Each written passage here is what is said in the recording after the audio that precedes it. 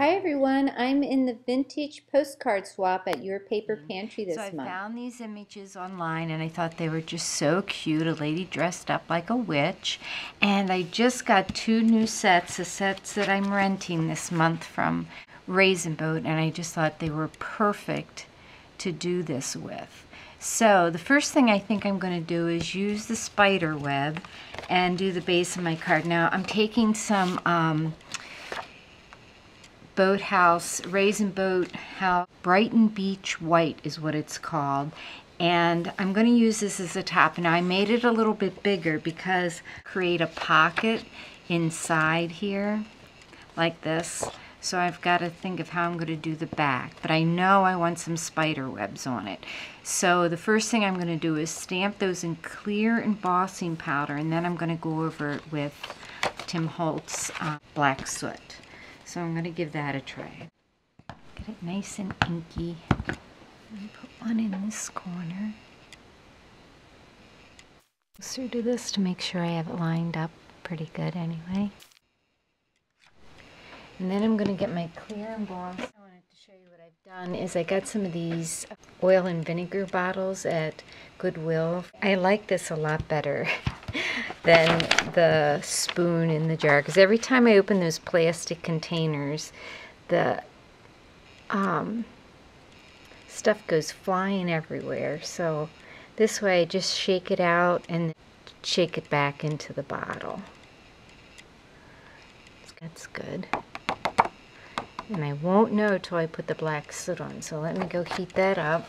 See these coupons? These are ones I didn't use back. This is April 2011. I have a whole stack for today too, but I don't know if I'm going to go. I made it through yesterday without going. Okay, so that's back in the bottle. Ready for the next one. Okay, so like I said, cross your fingers. I'm just going to do it lightly because I want it all nice and black. But I want the cobwebs to show up really cool. Okay, so it looks pretty good, but now I think when I wipe it, yeah, see how they just come to life? Very cool. Love that technique, and I love this paper. It's so nice and smooth, so it's just great for this technique. Alright, so now I have to decide how I want to do the house. I want this big old scary house on here too, so I think I'm just going to do that as a solid black, and I'm going to put her here. And I got some vintage lace. Isn't this wonderful? I got this at the antique store in a bag of some other things, and it really was pretty reasonable, but I just thought it was so cool. And then I have some like tulle ribbon that I want to use, and I also cut out, I had some bingo chips with 31 on it, so I thought I would just antique those up like this. Alright, let's see, let's get this spooky house off of here. Can't decide if I want the fence or the spooky house. I think the spooky house. I think we'll do that with Memento black ink. Now, I want to do some mustard seed here so that when I put the house on there, that the windows will light up. Really, really inky. These stamps are so nice. They take the ink so well. Now I have a real goofy table here. This is a 6-foot fold-up tables, and you know, it's not, I don't know, it's not real even and everything. So I'm going to put a piece of packing under here just so I get a really good impression. So now I have it really inked up really well, and then, you know, because it's such a big one, I'm going to put it on. Let's see, I want her over there, so I'm going to put it over here to this side. And I'm going to hold it, because the longer you hold it, you can almost see that the paper's taking the ink off the house. Like you can see it getting lighter. There's a spot right there. Here. I'm just going to push all around to make sure all the parts get on there. Because I have that distress ink on there and I don't know how that's going to resist. So I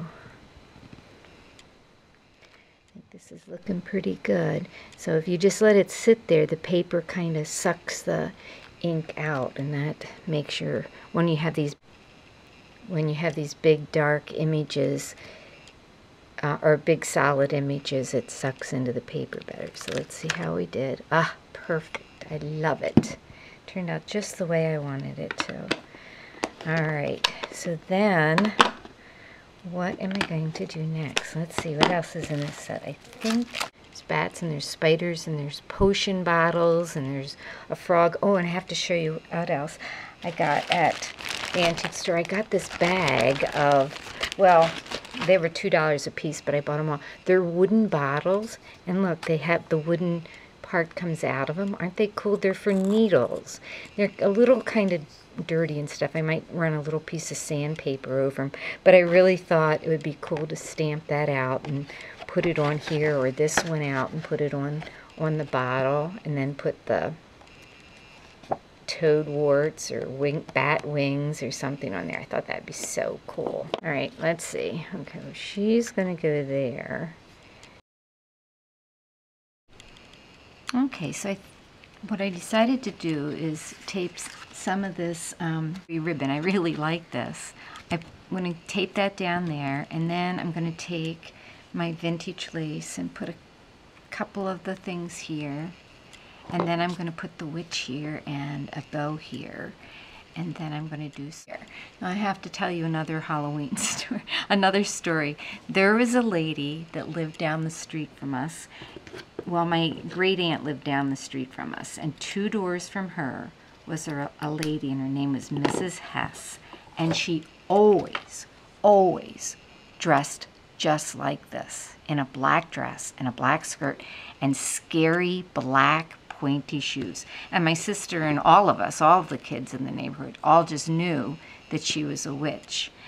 And one day, my aunt, who was just my favorite aunt, she was just the greatest lady, she was my godmother, she went to Mrs. Hess's house for lunch. She wanted us to go, but we said no way. Sometimes when we walked down the street, we would cross the street so we wouldn't walk on her sideway. Well, she would come out and yell at us a lot too, so that kind of gave her more of that impression. But we just thought, oh my goodness, poor Aunt Jane, what's going to happen to her at the witch's house? And then we always wanted to know what it was like in there, but of course we were all too afraid to go in. But she was probably just a dear old lady. But in those days, in the 50s and early 60s, older women all dressed, especially if they were widows, all dressed in black. And so poor Mrs. Hess, we just all thought that she was, you know, out to feed us some bat wings, and oh, it was funny. That's going to go on there like that. I think I'll get some pop dots for that.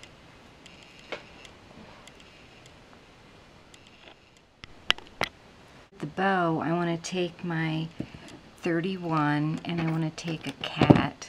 This is some little cat charms that I have, because every good witch has a cat, doesn't she? I'm just going to see. Oh, you can't even see the 31, so I think I need to put this little guy on a couple of links. So we'll get some chain and do that. Okay, so I got this old necklace at a garage sale, and I just added a few links of it on here. Then the next thing I did is I took this old postcard stamp that I got, I don't know where I got it, probably a garage sale, and stamped the back of, this is an old file folder, and I'm just going to attach that to the back, but I'm going to create a pocket because I folded this. Look at the mess I made here. And then I took, I have these real old postcards, and I took and stamped the cobweb and the bottle and the potion book on here. And then this bottle, there's all these different little sayings, and this one says Candy Attraction Potion. So I put that on there. And then this sentiment says, make candy appear even more than last year. And I put that up there. So that's the way that's gonna look. That's gonna go on the inside. I'm gonna put a little tab on it. Let me get this back attached. And I'm just going to put it on 3 of the sides and then on this lip so that this stays. I checked, I had it upside down, which would be typical of me. Okay, so that's right side up. And then I have to match this up. There we go. And then I'm going to take and circle punch here and just punch the back. I need to take this little piece and I just punched, it's kind of a glittery paper. I use that Stampin' Up tab punch. Then I'm going to take my Tim Holtz tiny attacher and attach that like that.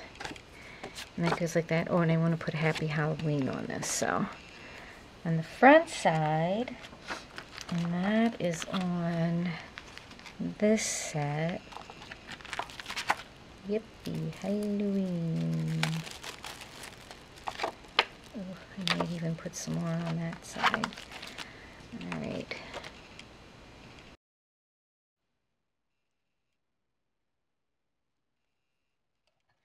Look, put it on here. I think, just because I think it's so cool, I want to use this little fence too. Ooh, maybe I should put the witch. Oh, we'll see. First I want to use the fence.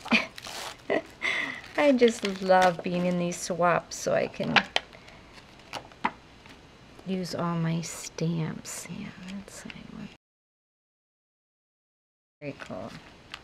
Now, do we think we need a witch up there? That's the other thing I like about these clear stamps is you can take and just try it, and that would cover up the whole. Ooh, I could put her right there, though.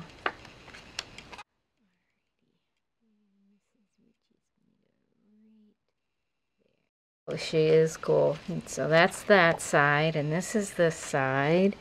And all of this, I think that glue is dry now. Maybe not. Okay, so make sure my pocket's gonna work. It's gonna have to go in like this because the 5 cents is up on the other side. That was another thing I got at a garage sale. It's a big stack of these postcards. And I should ask the mailman, I probably could still use them. I think I'm going to have to do a little bit different pocket.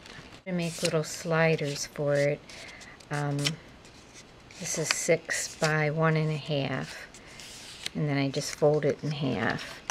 And then, because I got the tape too wide on here, so what I'm going to do is tape it in here like that. There, now you see my mistakes and how I have to correct them, and this is how creating goes. I'm just glad I have watched enough YouTube videos and have done enough crafting that I know how to correct my mistakes. So then this will go like this, and now I just need to put the tape on here. This should go in here, just dandy. There we go. So now there's a little tab here, and it pulls out. This way it's the postcard and Happy Halloween. Alright, thanks for watching. Hope you liked my postcard. I hope the ladies do too. It was a lot of fun making. Have a great day. Bye-bye.